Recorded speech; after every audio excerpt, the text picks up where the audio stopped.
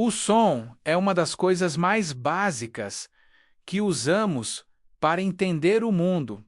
Ele nos orienta, nos alerta, nos conecta. Sabemos de onde vem um ruído, estimamos distâncias, reconhecemos espaços apenas pelo eco. Mas e se existissem lugares onde o som não obedecesse essas regras? Onde ele se dobra, se repete, desaparece ou retorna de formas impossíveis. Esses lugares existem menos e são conhecidos em arquivos pouco divulgados como zonas de eco. Oficialmente, elas são tratadas como curiosidades acústicas, fenômenos naturais raros causados por geografia, clima ou estruturas específicas. Mas essa explicação começa a falhar quando analisamos certos casos mais de perto. Porque algumas zonas de eco não apenas alteram o som, elas o prendem, o distorcem. E, em alguns relatos, parecem responder. Uma zona de eco é definida como um local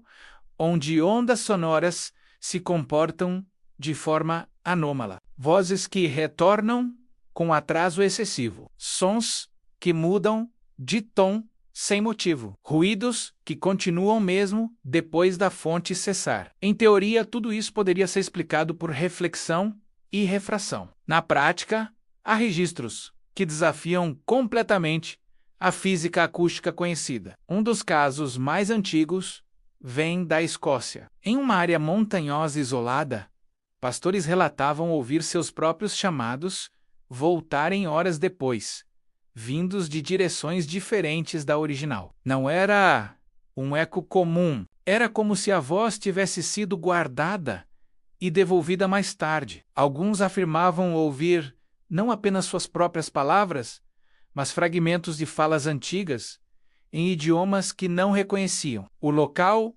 acabou sendo evitado, não por superstição, mas por desconforto. Pessoas relatavam a sensação de que o espaço ouvia, que o silêncio ali não era vazio, mas carregado. Casos semelhantes surgiram em desertos, florestas densas, cavernas profundas e até áreas urbanas. Em certos túneis abandonados, sons gravados décadas atrás ainda parecem reaparecer, misturados ao ruído ambiente. Em gravações modernas, pesquisadores identificaram padrões que não pertencem ao momento atual da captação. Isso levou alguns cientistas a levantarem uma hipótese inquietante. E se certas zonas de eco funcionassem como gravadores naturais, materiais específicos, combinados com geometria extrema e condições ambientais raras, poderiam criar espaços onde ondas sonoras ficam presas em ciclos de reflexão quase infinitos. Não ecoariam apenas uma vez, mas centenas, milhares de vezes degradando-se lentamente. Uma espécie de memória acústica do ambiente. Mas essa explicação ainda não cobre os casos mais estranhos. Existem zonas onde o som não apenas retorna menos, ele muda. Em um vale isolado da América do Sul, pesquisadores registraram vozes humanas que, ao ecoarem, voltavam com entonação diferente, mais grave, mais lenta, como se algo tivesse interferido na onda original. Em outro caso, exploradores urbanos relataram ouvir passos sincronizados aos seus próprios, mas com atraso irregular, às vezes mais rápidos, às vezes mais lentos, como se o espaço estivesse tentando acompanhar o movimento. Esses relatos foram descartados como efeitos psicológicos, mas gravações independentes confirmaram padrões impossíveis de serem explicados apenas pela percepção humana. O que torna tudo ainda mais inquietante é que muitas zonas de eco estão associadas a locais de eventos traumáticos, campos de batalha antigos, cidades abandonadas após desastres, regiões onde grandes grupos de pessoas desapareceram ou morreram em pouco tempo. Isso levou ao surgimento de uma teoria alternativa, a de que o som pode carregar mais do que vibração. Pode carregar intenção, emoção, estado mental. E que em certas condições extremas, essas camadas do som ficam presas no ambiente. Segundo Essa visão gritos de medo, ordens desesperadas, preces finais, poderiam se fixar no espaço de maneira mais intensa do que sons comuns, não como fantasmas conscientes, mas como impressões persistentes. Isso explicaria por que algumas zonas de eco parecem ativar apenas em determinados horários, condições climáticas ou níveis de silêncio, como se o ambiente precisasse atingir um estado específico para reproduzir o que foi gravado. Mas há algo ainda mais perturbador. Alguns pesquisadores afirmam que certas zonas de eco reagem à presença humana. Quando alguém fala, o eco muda. Quando alguém grita, o retorno se intensifica. Em raros casos, o som que volta não corresponde exatamente ao que foi emitido. Há registros de pessoas que ouviram palavras que não disseram, respostas que não fizeram perguntas, sons que pareciam improvisados. Em um experimento não oficial, uma equipe deixou um gravador em uma caverna, conhecida por anomalias acústicas. Durante horas, não houve atividade. Mas, após a equipe retornar e falar em voz alta, o gravador captou, minutos depois, uma sequência sonora que não correspondia a nenhum som emitido ali naquele momento. Era uma combinação de tons, pausas e ruídos que não existiam no ambiente. O arquivo foi analisado e desacelerado. O resultado assustou os pesquisadores. Havia padrões semelhantes à fala humana, mas distorcidos, como se tentassem imitar algo que não compreendiam totalmente. A partir disso, surgiu a conspiração das zonas de eco.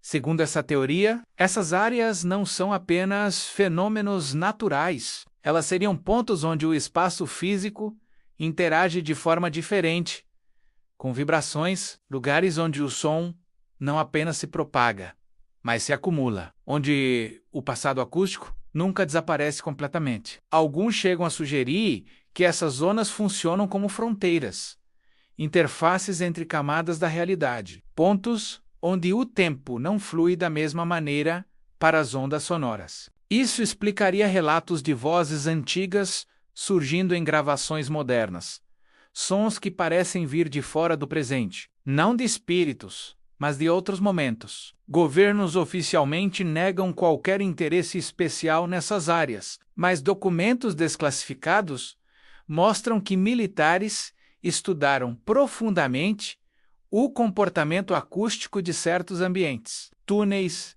bunkers, cavernas, vales, não apenas por estratégia, mas por curiosidade científica. Em alguns testes, sinais sonoros enviados para essas zonas retornaram alterados de forma consistente, como se algo estivesse interferindo no padrão, não aleatoriamente, mas seguindo regras próprias. Isso levanta uma pergunta desconfortável.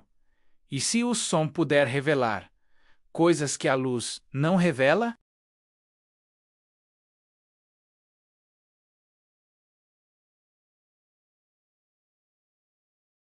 Ele chega onde os olhos não chegam. Talvez, em certos lugares, ele também atravesse limites que não entendemos. Talvez as zonas de eco não sejam defeitos do mundo. Talvez sejam janelas, falhas naturais onde o tecido da realidade se comporta de forma diferente. E se for assim, talvez o motivo pelo qual ninguém fala muito sobre elas seja simples, porque ouvir demais pode ser perigoso. Hoje, muitas dessas áreas são isoladas, fechadas ou ignoradas.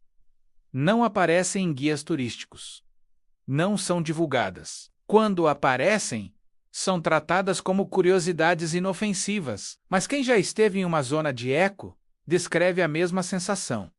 A impressão de que o som não está apenas voltando, mas ficando, como se cada palavra dita ali nunca fosse embora completamente. E se isso for verdade, então talvez o silêncio que sentimos nesses lugares não seja a ausência de som. Talvez seja excesso, um acúmulo de vozes, ruídos e memórias que continuam ecoando, esperando alguém ouvir de novo.